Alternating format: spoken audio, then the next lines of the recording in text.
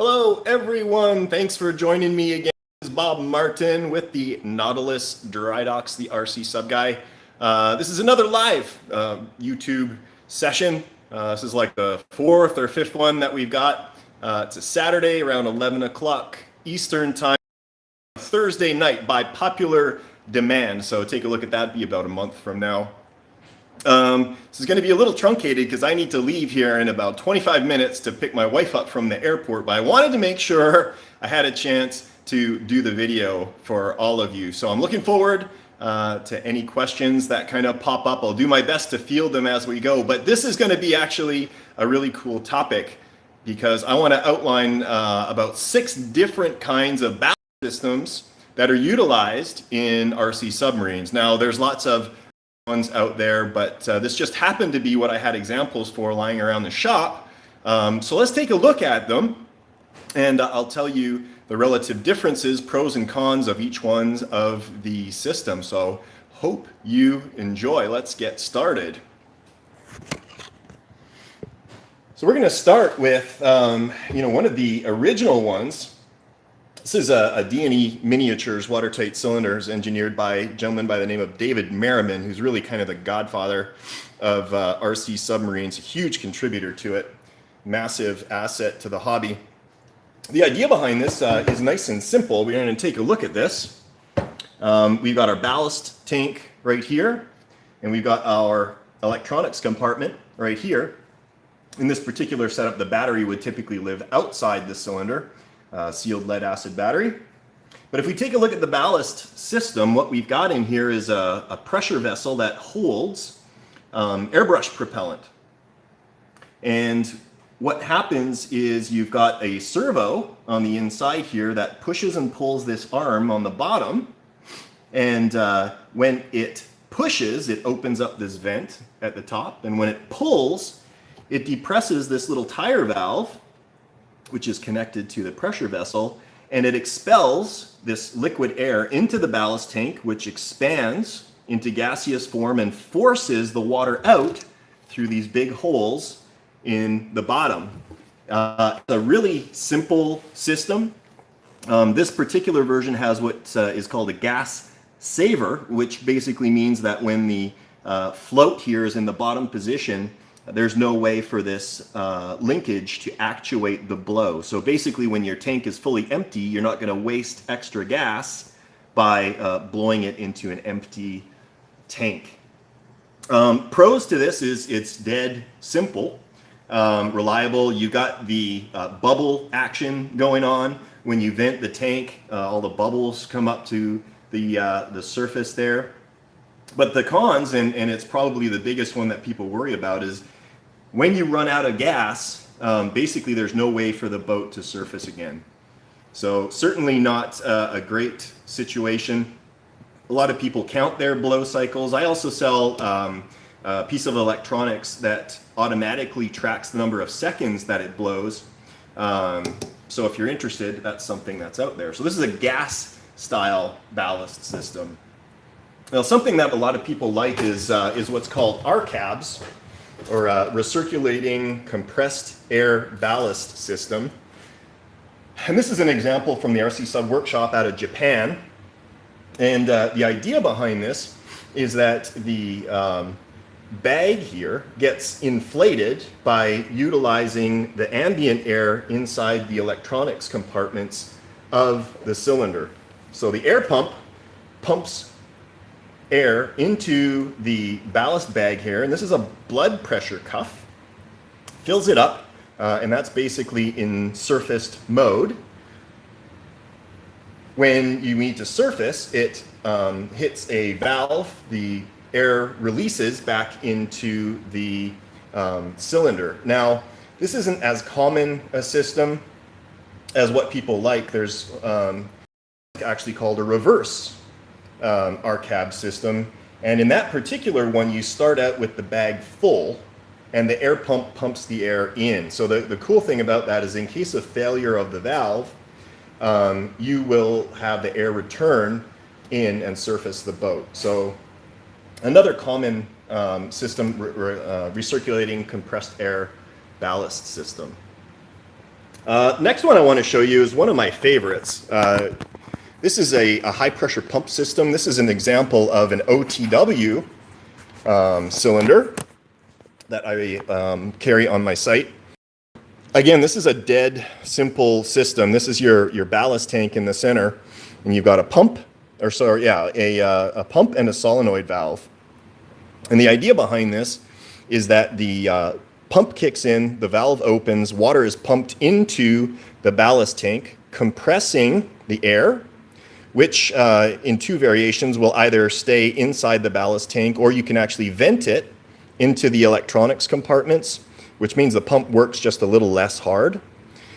These versions have sensors for full and for empty, so that the pump doesn't run too long in that cycle, either submerging or surfacing. So this is a high pressure pump system.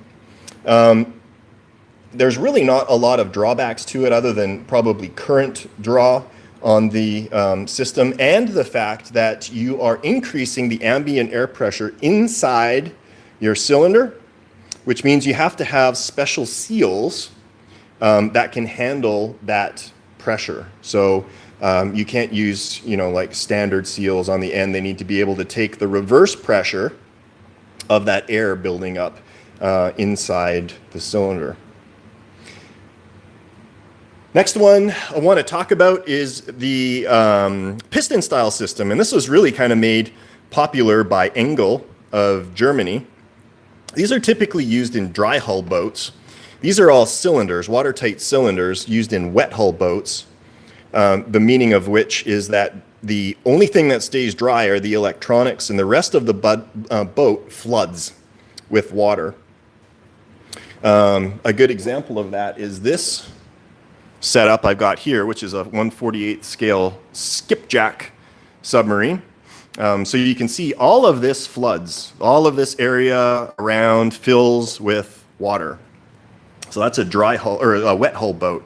If it was a dry hull boat, basically this whole center section would be sectioned off and you would have lids on top. So back to the piston system, it needs to have a lot of room to operate. Reason being is that this is basically, for lack of a better term, a giant syringe. And you've got a plunger in there that moves back and forth, and as it withdraws, it sucks water in through the outlet, and the shaft, the threaded shaft, extends out the back. So you can see in terms of allocation of room, not only do you need to make room for the piston tank, but you need to allocate room for that shaft to come in and out in the back, which is probably the biggest drawback to the system. Like the high pressure system, what you're going to find is that the ambient pressure inside your dry hull is going to increase as the air is forced into it. So again, you need to watch your seal selection and make sure that they'll handle that reverse pressure in there. The other thing about this is that typically, if you want the best control, you need to utilize two, because as you draw water in, it gets heavier on one side. So if, for example, your boat was facing forward, as the plunger withdraws, the boat will submerge not on an even keel. So it will drop by the nose first and then settle down. And then it would surface in reverse, just like that. So if you did two piston tanks, each facing in the opposite direction and working in tandem, you would have the ability to submerge on an even keel. When you combine this with electronics like pitch control, like the Engel T-Max system, you can do all sorts of fun things in terms of automatically or manually adjusting the trim of your boat, hovering. It's a very, very precise system. A lot of people really, really like it. The next one I want to touch on is sort of a variation of that pump system that I showed you earlier. This is a low pressure vented ballast tank. So the idea behind this is that this is actually vented to surface up through this periscope. The ballast tank is completely sealed. You got the same situation with a solenoid valve and a pump.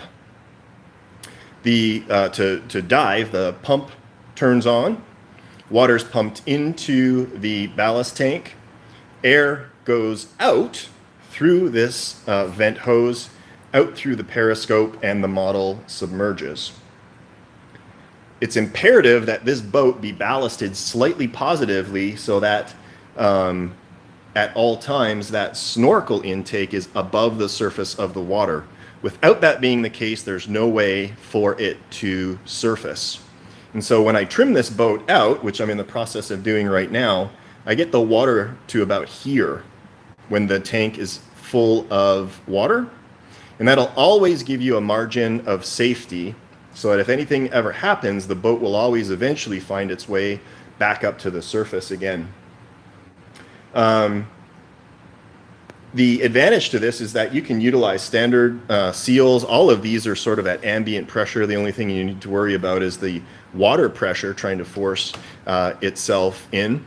And I think for a beginner boat, this is a beautiful choice because, again, having to have it ballasted slightly positively, you've got that margin of safety. You'll never end up on the bottom unless you get catastrophic flooding of your cylinder. So I don't think I went into it. So to surface, then, that snorkel is above the surface of the water. The pump reverses, draws water out of the tank, sucks air from the snorkel, and the tank empties. So I really, really like the simplicity of this system. I'm actually quite taken with this particular cylinder. It's very, very well engineered. I like it. I like it a lot. Last one I want to touch on is the one that SubDriver, my company, is probably best known for. Now, this is a big adjustable ballast tank version that we've got here. You can set the bulkhead basically anywhere along this length, so you can have a boat with a tremendous amount of ballast if you want, or a short one depending on your application. This is a system that was engineered by David Merriman called the SemiInsulated ballast system. The idea behind it is that you're going to utilize a combination of that same linkage that we saw in his gas version. So there's the servo. That's going to open up the vent. Air is going to come out. To surface, the air pump kicks in and draws air through a bunch of plumbing that runs on the outside, and it'll do one of two things. It'll draw air from the surface, or it'll draw air from the I apologize because what I'm doing here, I'm finding the business end of this. This is the snorkel arrangement. So this would stay on the surface. It connects to the air hose. So if the model is under the water, this valve would be closed. And the way that it's plumbed is the air would then be drawn from the electronics compartments of the cylinder into the ballast tank. When the model gets up to the surface and the snorkel breaches the water, it drops down, opens up the valve, pressure equalizes, and then it draws air from the surface. It's a very, very slick system. I like it a lot. It's actually really reliable. I haven't had any issues with it at all. The only tricky thing is trying to find placement for the snorkel, and there's a bunch of variations depending on what boat you have. This is sort of a horizontal version. There's a vertical version as well. What you see in here is a backup, which is actually a really cool idea. So this is that gas system that we talked about earlier.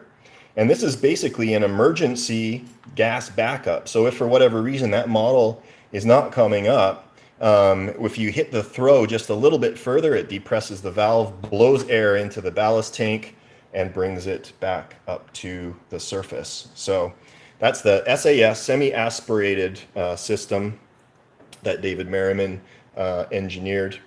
Pump-based system, utilizes air, option for gas backup.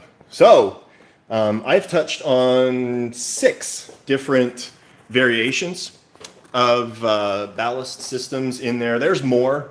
You can have like air compressor versions that compress air and recharge at the surface. That's a lot of engineering, and they're loud and they're noisy and they draw a lot of current. Don't particularly like them, and not a lot of people use them anymore. They were common in Europe probably, you know, like a decade ago, or maybe even a little bit more than that.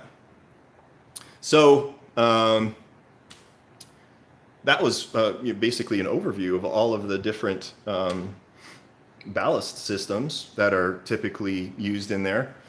Let me show you this project here. This is, as I mentioned, this is a 48 scale skipjack submarine. A couple of things that I wanted to kind of point out with this.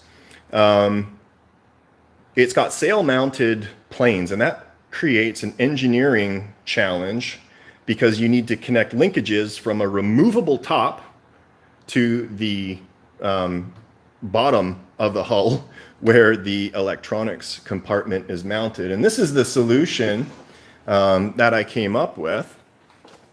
We'll take a look at it in the bottom. As I said, I'm just trimming this boat out right now. Got all that foam installed. This is the intake for the ballast system air. There's the linkages for the planes. You can see those in operation right there. But basically the way this works, this has kind of got a lot of room to travel. It's kind of sitting loose. It's a magnetic connector. It'll never fall down because I put this block in place. But the idea is that you drop the hull on top. The magnets get pretty close to being aligned. Sometimes it snaps into place immediately. Sometimes you can wiggle the planes and they'll snap into place. But that way you don't need to you know, fiddle with trying to connect something through a tiny crack or to create holes to try and connect something. These magnets work really, really well, and they've got a really strong pull there actually as well. This is a sealed lead acid battery. It just sits in the water. The only thing you really need to seal is the positive terminal. And I used some RTV on that. And these are waterproof connectors. I touched on that in a previous live video. That runs to the back of the boat where you've got the power input in there. This is something